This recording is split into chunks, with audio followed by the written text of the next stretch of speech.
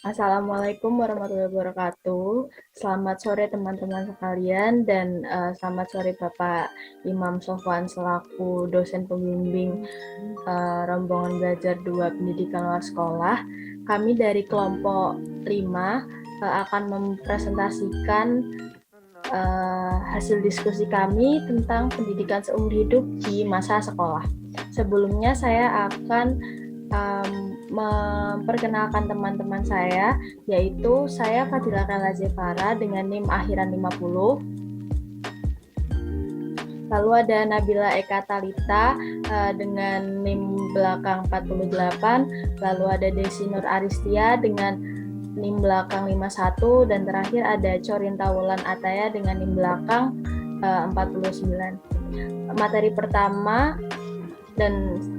pertama sampai ketiga akan disampaikan oleh Nabila, lalu materi keempat dan sampai ke-6 akan disampaikan oleh Corinta, lalu materi 7 sampai terakhir akan disampaikan oleh Desi Nur Aristia. Baiklah.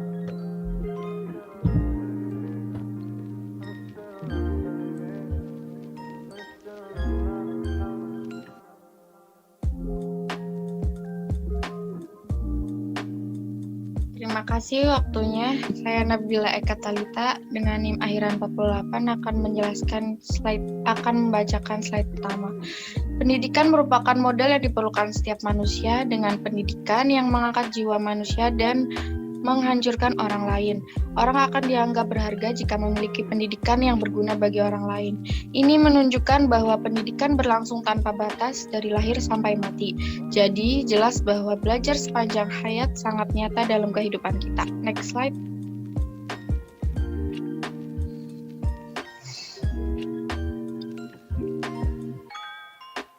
Dalam RPJM,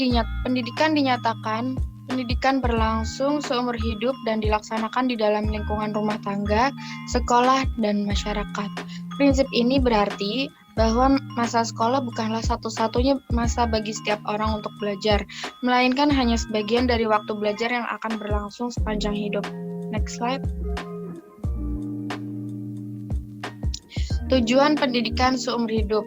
Yang pertama ada memperkaya kehidupan rohani atau kehidupan intelektual seseorang. Ini bersifat individual. Dengan terus-menerus belajar, seseorang akan dapat memperbaharui pengetahuannya secara terus-menerus pula.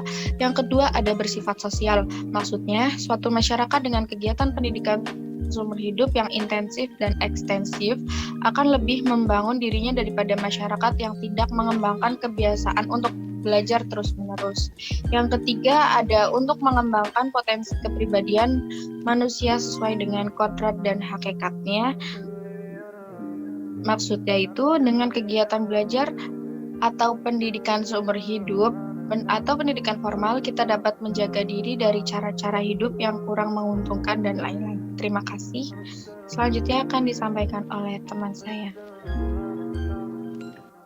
Baik, terima kasih atas waktunya. Saya akan melanjutkan konsep pendidikan seumur hidup.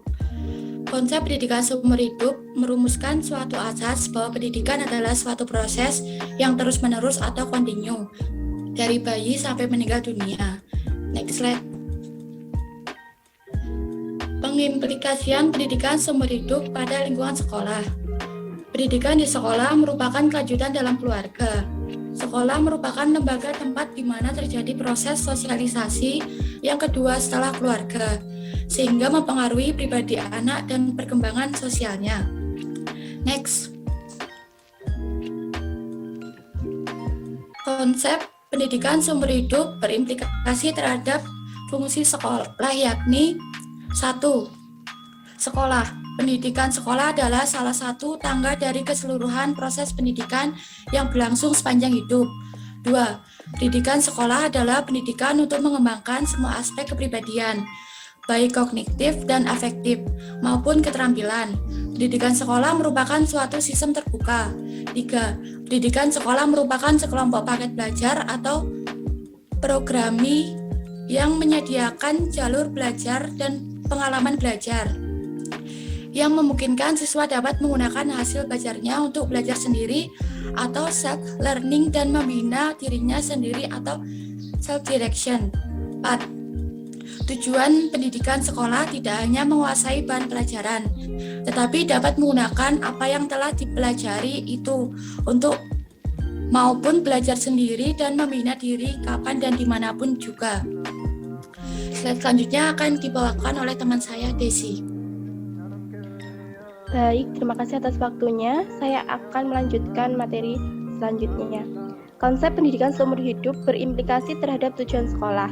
1. Menyadari perlunya belajar seumur hidup dalam usaha mempertahankan dan meningkatkan kualitas hidupnya dalam masyarakat.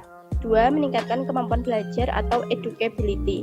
3. Memperluas daerah belajar. 4. Memadukan pengalaman belajar di sekolah dan pengalaman belajar di luar sekolah. Next slide.